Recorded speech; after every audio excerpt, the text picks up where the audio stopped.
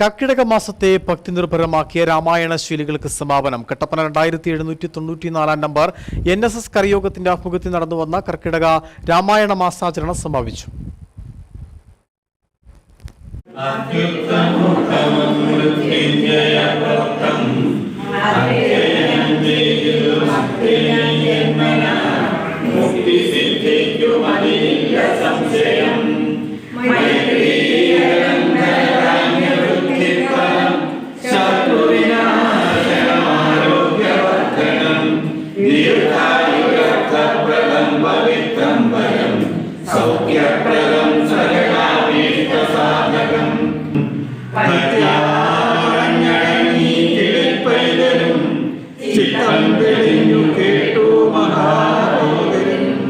ഒരു മാസമായി തുടർന്നു വന്ന രാമായണ മാസാചരണത്തിന് സമാപനം കുറിച്ചാണ് പാറക്കടവ് NSS കരയോഗ മന്ദിരത്തിൽ അംഗങ്ങൾ ഒന്നടക്കം രാമായണം പാരായണം ചെയ്തത്.